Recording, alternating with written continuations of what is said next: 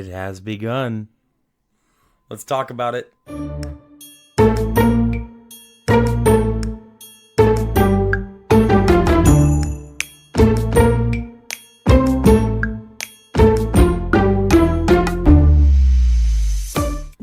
Ladies and gentlemen, thank you for checking out my channel. This is going to be a little shorter video. I just wanted to cover a couple things that happened today.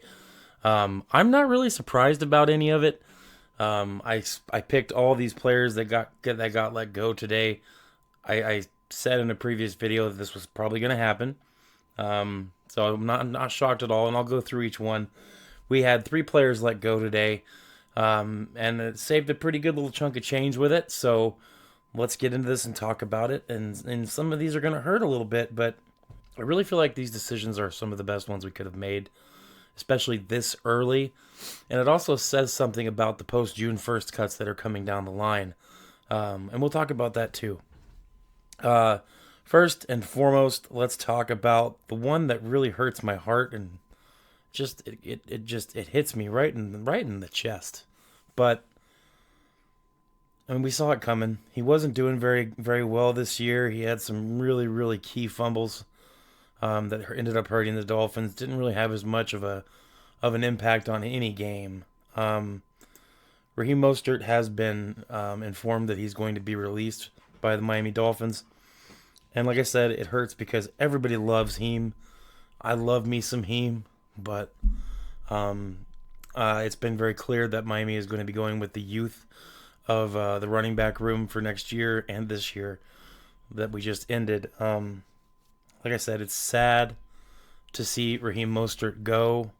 Thank you, Raheem Mostert, for everything that you've done for this team. Thank you for all the memories and all the fantastic football and work that you put into this team. Any real fan recognizes what you were to the team and also what you did for the community of Miami and what you did for the NFL as a whole. Raheem Mostert was one of those, still is, but for the Miami Dolphins, he was one of those locker room guys, the leaders. Everybody loved Raheem Mostert in that locker room, and it's sad to see him go. So Raheem Mostert, if somehow you hear about this, my silly little football channel here, thank you for everything that you did for Miami. You're one of my favorite players, and that's saying something. So thank you again. He's going to be let go, and that's going to end up saving Miami $3 million, roughly, just over $3 million, 3.02 or something like that. Hopefully he finds another place to play because I feel like he's got a little bit of gas left. Maybe not as a starter, but definitely as a backup. I hope he's not done. I hope he doesn't hang up his cleats.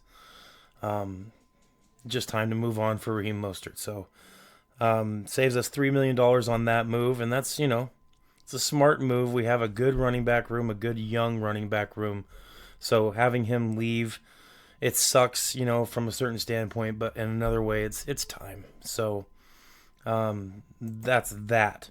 The next one we have is Kendall Fuller, and Kendall Fuller is going to be cut from the Miami Dolphins. He had a pretty good season last year, but he had a lot of injuries. He had 2 concussions and a knee injury. Could not stay healthy. When he was in the games, he played well. And I'm not saying that he didn't play well. This decision on Kendall Fuller, I guarantee you, was not on play. It wasn't about his playing. He was a good player. He did well when he was on the field. This decision was about the age of our cornerbacks. We already have Jalen Ramsey, who's getting up there in age, 30 plus years old, and Kendall Fuller is another one. And since Kendall Fuller could not stay healthy this year, Miami Dolphins had to let him go. Had to. That does save Miami $2.8 million in cap space. So Miami's making some moves here. Kendall Fuller, once again, thank you for everything you did, buddy. I enjoyed watching you play. You did play hard, and I noticed the work that you put in. I noticed what he did on the field. It just sucks that he couldn't stay healthy because he was a solid cornerback for our team. So sad to see him go. But we'll find a replacement. Don't worry. This instantly tells me that for our cornerback room, Storm Duck, they have some faith in Storm Duck. because Storm Duck is going to be sliding up into that spot unless they fill it with another person.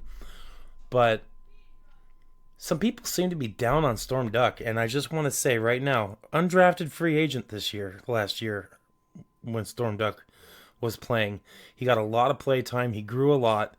He's going to be good. Trust me on this. I am going to bat for Storm Duck. We better not let him go. He's going to be good. So, Storm Duck moving up in the depth chart, and Kendall Fuller off the depth chart with the Miami Dolphins. I know he'll find another place to play. There's plenty of teams that'll be looking for a rotational player for a cornerback for sure. Maybe even a starter, depending on how desperate teams are. He's not a bad player at all. So, and he doesn't command a huge salary. So, thank you, Kendall Fuller, for everything you did for the Miami Dolphins. I appreciate you. Next, we have one that I knew was going to happen as well. This one I'm not even that upset about. Durham Smythe, he was supposed to be so much better than he was. And this year he couldn't really do anything good enough. And it was sad because he was supposed to be a better blocker than he was. He was supposed to be a better route runner, a better catcher. He was supposed to be a better tight end, period. And it just did not work out. The Durham Smythe experiment is over in Miami. Saves the Miami Dolphins $2.2 million. And he's going to be moving on. I'm sure he'll find another place to play. It just won't be with Miami. And it's not the end of the world for Miami for sure. We do still have Julian Hill on the roster. And I know Julian Hill messed up, but Julian Hill is a better tight end than Durham Smythe is, even with all the penalties. And the penalties will get cleaned up, I'm sure of it. I said what I said. I still think Julian Hill's probably going to end up getting let go as well, especially if we find ourselves a tight end like I'm hoping we find in the draft this year. So we'll see what happens. So that's the three that have been cut from the Miami Dolphins roster so far. This was early moves, and I was a little surprised how early it was. I wasn't expecting this kind of thing to happen for a little while, but they went ahead and did it. And they ripped the Band-Aid off first thing as soon as the season ended. And it's not really a bad thing. You're looking at that. That frees up $8 million right there. That takes us. We were $11 or $12 million over the cap, and that brings us to about $3 or $4 million over the cap now. So we're getting right up there into that middle zone. And don't forget, the salary cap will increase about $30 to $35 million here come the beginning of the league year. So watch out for that as well, for the official number as to what the cap increases by. Stephen Ross has plenty of money. So whatever that cap increases by, Stephen Ross will be willing to spend that much money, guaranteed. So we're going to be okay with the money, like I said, and these cuts needed to happen, and it did end up saving us a pretty decent chunk of change. $8 million is a lot of money. And that could probably help sign a couple players right off the bat. Now here's the kicker. We only get a certain amount of post-June 1st cuts. So after June 1st, cutting a player, you can only do that to a certain amount. I think it's two per year, post-June 1st, for a post-June 1st labeled cut. I think you're only allowed 2. And I think the reason that they cut these players now, because they would have saved a lot more money had they cut Raheem Mostert and Kendall Fuller after post-June, as a post-June 1st cut. Now, knowing that they would have saved a good amount of money, I don't know the exact number, and I don't want to lie to you. Knowing that tells me that they have a couple post-June 1st cuts that are going to be a significant amount of money, like more than $10 million per person. There's only a few players that could really make sense for. So keep your eyes open. This is kind of making me think that Bradley Chubb and Teron Armstead are kind of in a little bit of trouble here. Maybe even Tyreek Hill. So watch out for that. Those are possibilities. Tyreek Hill, Bradley Chubb, and Teron Armstead. I really hope that Teron Armstead does not get let go from this team. We're going to be having a lot of young offensive linemen on this team, and I feel like we really would benefit highly from having Teron Armstead on the team to guide these younger offensive linemen through their NFL journey, at least the beginning of it. Teron Armstead likely won't play the entire year. He never does. He always gets, he always has his bumps and bruises. But nobody can deny that Teron Armstead knows how to play football. and he's a dog, and he fights hard on that offensive line.